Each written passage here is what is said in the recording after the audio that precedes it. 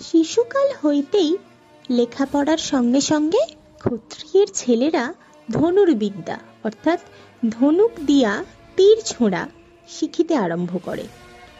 যুধিষ্ঠির, দুর্যোধন প্রভৃতি সকলেই একসঙ্গে কৃপাচার্য নামক একজন খুব ভালো শিক্ষকের নিকট ধনুর্বিদ্যা শিখিতে লাগিলেন। এই সময়ে একদিন ছেলেরা শহরের বাহিরে একটা লোহার গোলা লইয়া খেলা করিতেছিল। খেলিতে খেলিতে গোলাটা একটা শুকনো কুয়ার ভিতরে পড়িয়া গেল। ছেলেরা অনেক চেষ্টা করিয়াও কিছুতেই তাহা তুলিতে পারিল না। গোলা তুলিতে না পারায় অপ্রস্তুত হইয়া তাহারা মুখ চাওয়াচাওয়ি করিতেছে। এমন সময় সেইখান দিয়ে একটি বৃদ্ধ ব্রাহ্মণ যাইতেছিলেন। ছিপছিপে কালো হেন লোকটি, পাকা চুল, হাতে তীর ধনুক। ছেলেদের দুর্দশা দেখিয়া তিনি হাসিতে হাসিতে বলিলেন, দুও দুও, তোমরা ক্ষত্রিয় হইয়া এই গোলাটা তুলিতে পারিলে না? দুও দুও, আমাকে কি খাইতে দিবে বলো, আমি গোলা তুলিয়া দিতেছি। গোলাও তুলিব, আর আমার এই আংটি কুয়ায় ফেলিতেছি তাহাও তুলিব। এই কথা বলিয়া তিনি তাহার আংটিটিও কুয়ায় ফেলিয়া দিলেন। তখন যুধিষ্ঠির বলিলেন, মহাশয়, আপনি যদি গোলাটা তুলিয়া দিতে পারেন তবে চিরকাল খাইতে পাইবেন। ব্রাহ্মণ হাসিতে হাসিতে এক মুঠা স্বর লইলেন। তারপর তাহার একটি স্বর গোলায় বিধাইয়া সেই স্বরের পিছনে আরেকটি স্বর বিধাইয়া তাহার পিছনে আবার আরেকটি, এমনি করিয়া কুয়ার মুখ অবধি লম্বা একটা কাঠি প্রস্তুত করিয়া ফেলিলেন। সেই কাঠি ধরিয়া গোলা টানিয়া তুলিতে আর কতক্ষণ লাগে? ছেলেরা আশ্চর্য হইয়া বলিল, আচ্ছা আংটিটা তুলুন তো। ব্রাহ্মণ তীর ধনুক লইয়া দেখিতে দেখিতে আংটিটিও তুলিয়া আনিলেন। ছেলেরা তো অবাক। তখন তাহারা হাত জোড় করিয়া তাহাকে প্রণাম করিল। তারপর বলিল, আপনি নিশ্চয় কোনো মহাপুরুষ হইবেন, বলুন আপনি কে, আর আমরা আপনার কোন কাজ করিব? ব্রাহ্মণ বলিলেন, তোমাদের আর কিছুই করিতে হইবে না। তোমরা তোমাদের ঠাকুর দাদা মহাশয়ের নিকট গিয়া বলো যে এই রকম এক বুড়া আসিয়াছে। অমনি সকলে ছুটিয়া গিয়া তাহাদের ঠাকুর দাদা ভীষ্মের নিকট সংবাদ দিল। ভীষ্ম সকল কথা শুনিয়া বলিলেন, বুঝিয়াছি, দ্রোণাচার্য আসিয়াছেন। এ আর কাহারও কর্ম নহে। ভীষ্মের অনেকদিন হইতেই ইচ্ছা ছেলেদিগকে দ্রোণাচার্যের হাতে দেন। সেই দ্রোণাচার্য আপনা হইতেই আসিয়া উপস্থিত। ইহাতে বড়ই আনন্দিত হইয়া ভীষ্ম তাহাকে পরম আদরের সহিত বাড়িতে লইয়া আসিলেন। ভীষ্ম, দ্রোণ ইহারা অতি মহৎ লোক ছিলেন। ইহাদের খালি নাম আর পরিচয় শুনিলেই হইবে না, ইহাদের কথা আরো বেশি করিয়া জানা চাই। দেবতাদের মধ্যে 8 জনকে 8 বসু বলে। এই বসুরা একবার তাহাদের স্ত্রীদিগকে লইয়া সুমেরু পর্বতের কাছে একটি সুন্দর বনে বেড়াইতে গিয়াছিলেন। সেই বনে বশিষ্ঠ মুনির আশ্রম ছিল। বশিষ্ঠের একটি গাই ছিল, তাহার নাম নন্দিনী। এমন সুন্দর গরু আর কখনো হয় নাই, হইবেও না। যত দুধ চাই নন্দিনী তত দুধই দিত। আর সে আশ্চর্য দুধ একবার খাইলে 10,000 বৎসর সুস্থ শরীরে বাঁচিয়া থাকা যাইত। বসুদের মধ্যে একজনের নাম দু। তাহার স্ত্রীর বড়ই ইচ্ছা হইল গাইটি লইয়া যাইবেন। কুশিনর রাজার কন্যা জিতবতী তাহার সখী। সখীকে একবার এই গরুর দুধ খাওয়াইতে পারিলে তিনি 10,000 বৎসর বাঁচিয়া থাকিবেন। আহা, তাহলে কি সুখের কথাই হইবে। দূর স্ত্রী যতই এ কথা ভাবেন ততই তাহার গাইটির জন্য মন পাগল হয়, আর ততই তিনি তাহার স্বামীকে পীড়াপিড়ি করেন। ওগো, লইয়া চলো গাইটি আর বাছুরটি। ইহার কথায় শেষে বসুরা 8 ভাই মিলিয়া বাছর শুদ্ধ গাইটিকে চুরি করিলেন। বশিষ্ঠ ফলমূল আনিবার জন্য বাহির হইয়াছিলেন, সুতরাং তিনি নন্দিনীকে লইয়া যাইবার সময় দেখিতে পাইলেন না। কিন্তু মুনিরা ধ্যানে সকল কথাই জানিতে পারেন, কাজেই তাহার চোর ধরিতে বেশি বিলম্ব হইল না। তিনি বসুদিগকে এই বলিয়া শাপ দিলেন, তোরা দেবতা হইয়া এমন কর্ম করিলি, এজন্য তোরা মানুষ হইয়া পৃথিবীতে জন্মাইবি। বসুদের 8 জনের মধ্যে 2রই অধিক দোষ ছিল, অন্যদের দোষ তত নহে।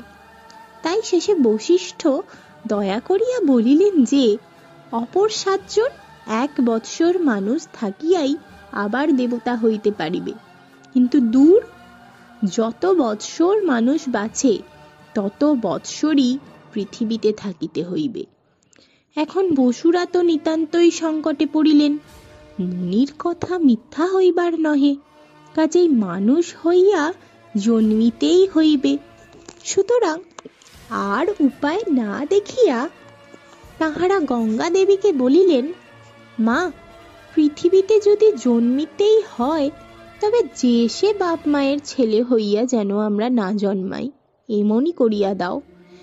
হস্তিনার রাজা প্রতীপের শান্তনু নামক অতিশয় ধার্মিক পুত্র হইবেন, আমরা তাহারই পুত্র হইব, আর আমাদের মা হইবে তুমি নিজে। আমাদের জন্য মা তোমাকে মানুষ হইয়া পৃথিবীতে যাইতেই হইতেছে।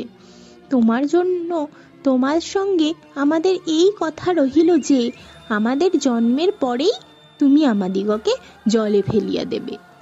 বসুগণের মিনতি দেখিয়া গঙ্গা তাহাদের কথায় রাজি হইলেন।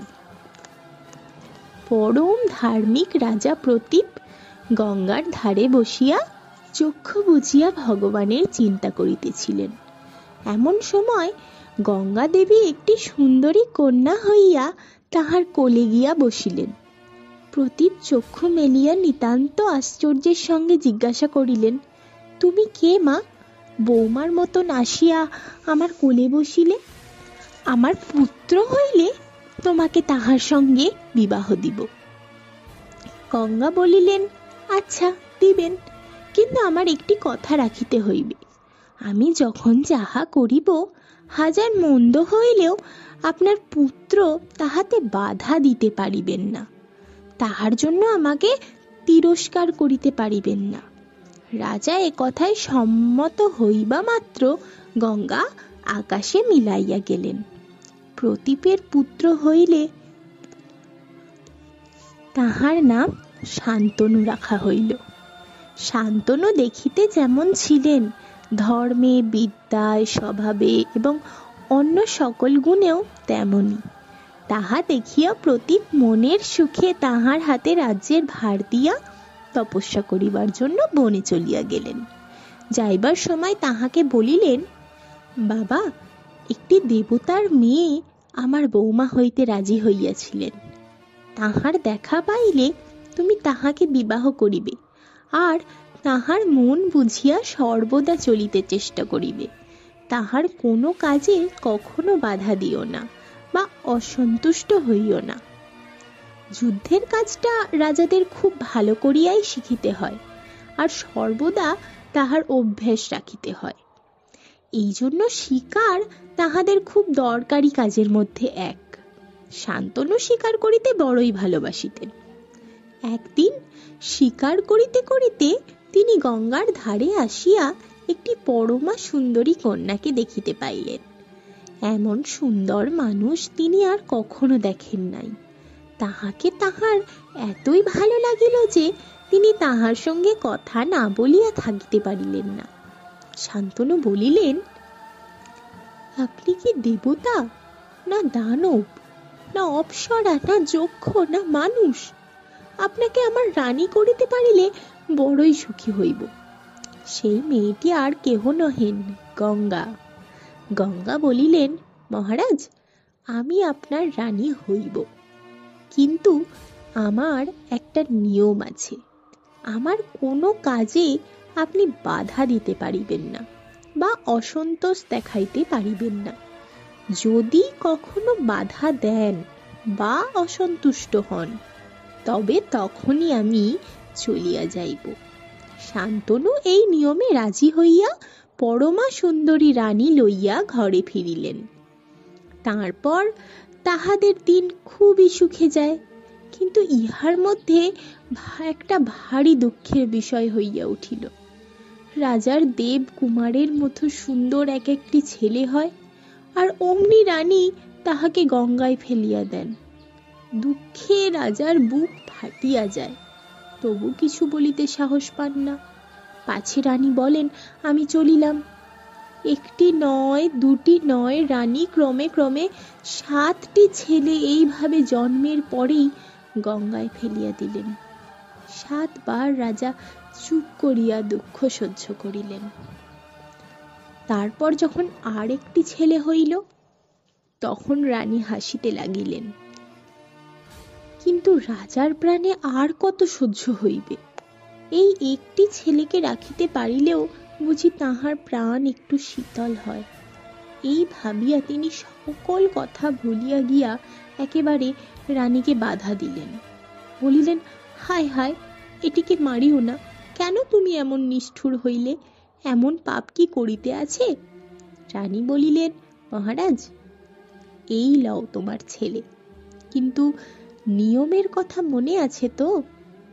আমি চলিলাম, তোমার মঙ্গল হোক। তখন গঙ্গা তাহার নিজের কথা আর 8 জন বসুর কথা রাজাকে বুঝাইয়া বলিয়া আর একটি ছেলে তাহাকে দিয়া আকাশে মিলাইয়া গেলেন। সেই ছেলেটির নাম দেবব্রত আর গাঙ্গেয়, এই 2 নাম রাখা হইল।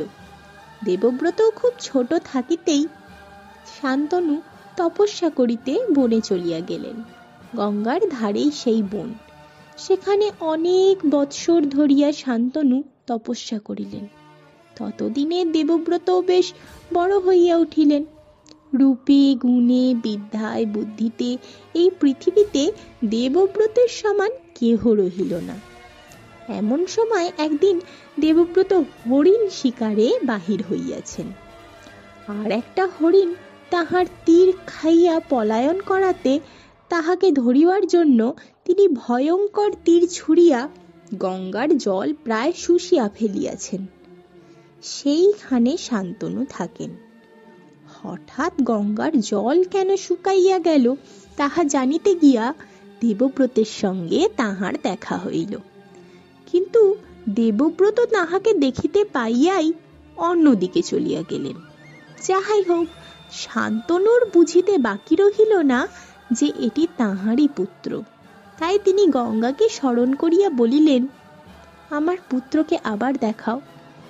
তখন গঙ্গা দেবব্রতকে শান্তনুর নিকট উপস্থিত করিয়া বলিলেন, মহারাজ, এই তোমার সেই পুত্র। আমি ইহাকে বড় করিয়াছি।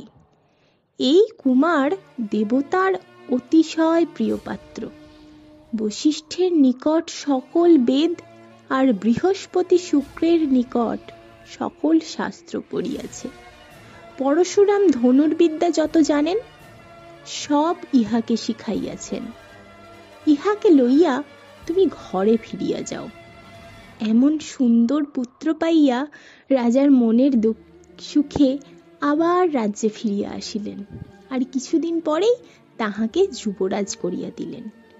ইহার মধ্যে একদিন শান্তনু বনের ভিতরে বেড়াইতে গিয়া দেবতার মতো সুন্দরী এক কন্যা দেখিতে পাইলেন। সেই কন্যার দেহের এমনই অপরূপ সৌরভ, সমস্ত বন তাহাতে ভরিয়া গিয়াছে। রাজা আশ্চর্য হইয়া তাহাকে জিজ্ঞাসা করিলেন, তুমি কে? কন্যা বলিল, আমি জেলের মেয়ে। মেয়েটির নাম সত্যবতী। আসলে সে জেলের মেয়ে নহে। জেলে তাহাকে একটা মাছের পেটের ভিতরে পাইয়া মানুষ করিয়াছিল। লোকে জানে যে সে সেই জেলেরই মেয়ে। যাহা হোক, রাজা অবিলম্বে সেই জেলের কাছে গিয়া বলিলেন, আমি তোমার মেয়েকে বিবাহ করতে চাহি। জেলে বলিল, ইহার যে ছেলে হইবে, তাহাকে যদি আপনার সমস্ত রাজ্য দেন তবে বিবাহ দিব, নহিলে দেব না। যদিও সেই মেয়েটিকে বিবাহ করিতে রাজার বড় ইচ্ছা হইয়াছিল, তথাপি দেবব্রতকে ছাড়িয়া অন্য কাহাকেও রাজ্য দিতে তিনি কিছুতেই প্রস্তুত ছিলেন না। সুতরাং সত্যবতীকে না লইয়া নিতান্ত দুঃখের সহিত তাহাকে ঘরে ফিরিতে হইল। সে দুঃখ এতই যে তিনি তাহাতে দিন দিন রোগা হইয়া যাইতে লাগিলেন। দেবব্রত ভাবিলেন, তাই তো, বাবাকে কেন এমন দেখিতেছি। একদিন তিনি জিজ্ঞাসা করিলেন, বাবা, কি হইয়াছে? রাজা বলিলেন, আর কি হইবে বাবা, তোমার জন্যই ভাবি, তোমার পাছে কোনো অসুখ হয়, তাই আমার চিন্তা। দেবব্রত বুড়া মন্ত্রীকে বলিলেন, মন্ত্রী মহাশয়, বাবার তো বড়ই অসুখ। মন্ত্রী সকল কথাই জানেন। তিনি সেই জেলের মেয়ের কথা দেবব্রতকে বলিলেন। এ কথা শুনিবা মাত্র অমনি দেবব্রত সবান্ধবে জেলের নিকট গিয়া বলিলেন, আমার পিতার সহিত আপনার মেয়ের বিবাহ দিন। জেলে দেবব্রতকে অতিশয় আদর করিয়া বলিল, রাজপুত্র, আপনি যাহা বলিলেন, আমার পক্ষে তাহার চেয়ে সৌভাগ্যের কথা আর কি হইতে পারে। কিন্তু আমার মনে হইতেছে যে এই বিবাহ হইলে শেষে একটা বিষম ঝগড়াঝাঁটির কারণ হইবে। আপনার মতো বীরের সঙ্গে ঝগড়া করিয়া কি আর কেহ বাঁচিয়া থাকিতে পারে? দেবব্রত বুঝিলেন যে পাছে রাজ্য লইয়া সত্যবতীর ছেলেদের সঙ্গে তাহার ঝগড়া হয়, জেলে সেই ভয় করিতেছে। তিনি তখনই বলিলেন, আমার সঙ্গে আপনার নাতিদের ঝগড়া হইবার কোনো ভয় থাকিবে না, কারণ আমি এই প্রতিজ্ঞা করিতেছি যে আমি রাজ্য লইব না, আপনার নাতিই আমাদের রাজা হইবে। জেলে বলিল, রাজপুত্র, আপনি অতি মহাশয় লোক, আপনি যে আপনার কথা মতো কাজ করিবেন তাহা আমি বেশ বুঝিতে পারিতেছি, কিন্তু আপনার ছেলেরা তো এ কথায় রাজি না হইতে পারেন। দেবব্রত বলিলেন, আমার যদি ছেলে না হয় তবে তো আর সে রাজ্য নিতে চাহিতে আসিবে না। আমি আবার এই প্রতিজ্ঞা করিতেছি যে আমি বিবাহ করিব না। এই কথায় জেলে অত্যন্ত আহ্লাদিত হইয়া বলিল, তবে আপনার পিতাকেই মেয়ে দিব। এদিকে আকাশ হইতে দেবতারা দেবব্রতের মাথায় পুষ্পবৃষ্টি করিতে লাগিলেন, আর তিনি যে ভয়ানক প্রতিজ্ঞা করিয়াছেন তাহার জন্য তাহার নাম দিলেন ভীষ্ম, অর্থাৎ ভয়ানক লোক। তখন হইতে সকলে তাহার দেবব্রত নাম ছাড়িয়া দিয়া তাহাকে ভীষ্ম বলিয়াই ডাকিত। জেলের অনুমতি লইয়া ভীষ্ম সত্যবতীকে বলিলেন, মা, রথে উঠুন, ঘরে যাই। এই রূপে ভীষ্ম সত্যবতীকে আনিয়া পিতার সহিত বিবাহ দিলেন। শান্তনু তাহার এই কাজে কত সুখী হইলেন বুঝিতেই পারো।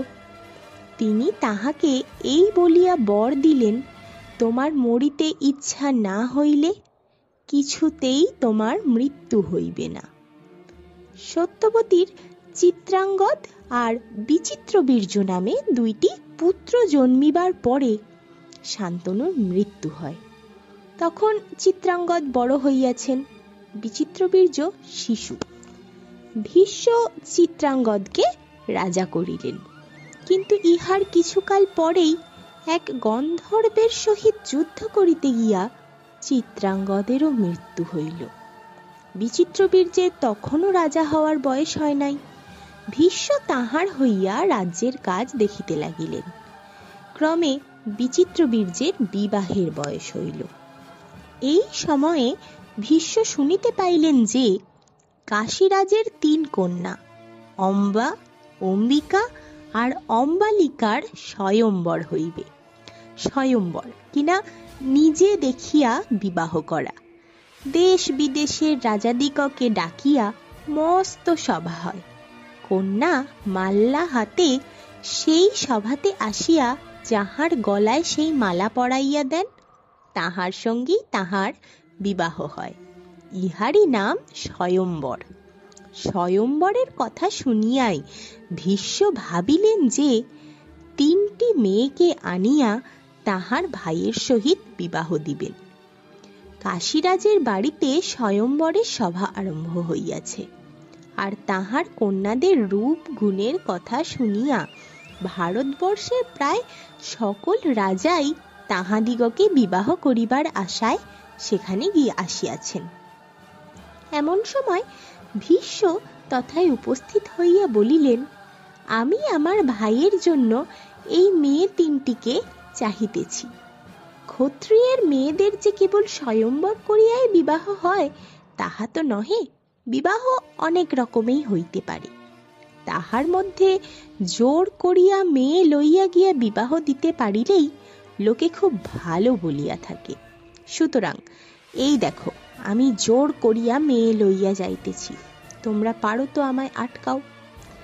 এই বলিয়া তিনি মেয়ে 3টিকে রথে তুলিয়া লইয়া চলিলেন। রাজারা সকলে ঘোরতর যুদ্ধ করিয়াও তাহাদিগকে রাখিতে পারিলেন না। সকলের শেষে রাজা শাল্ব প্রাণপণে যুদ্ধ করিয়াছিলেন, কিন্তু ভীষ্মের হাতে তাহারও খুবই দুর্দশা হইল। তারপর ভীষ্ম সেই 3টি মেয়েকে যার পর নাই আদরের সহিত বাড়িতে আনিয়া বিচিত্র বীর্যের সহিত তাহাদের বিবাহ দিবার আয়োজন করিতেছিলেন। এমন সময় অম্বা বলিলেন, আমি শাল্বকে ভালোবাসি আর মনে মনে তাহাকেই বিবাহ করিয়াছি। এই কথায় অম্বাকে ছাড়িয়া দিয়া অম্বিকা আর অম্বালিকার সঙ্গে বিচিত্র বীর্যের বিবাহ হইল। সেই অম্বিকার ছেলে ধৃতরাষ্ট্র আর অম্বালিকার ছেলে পাণ্ডু। ভীষ্ম এমনই মহাপুরুষ ছিলেন।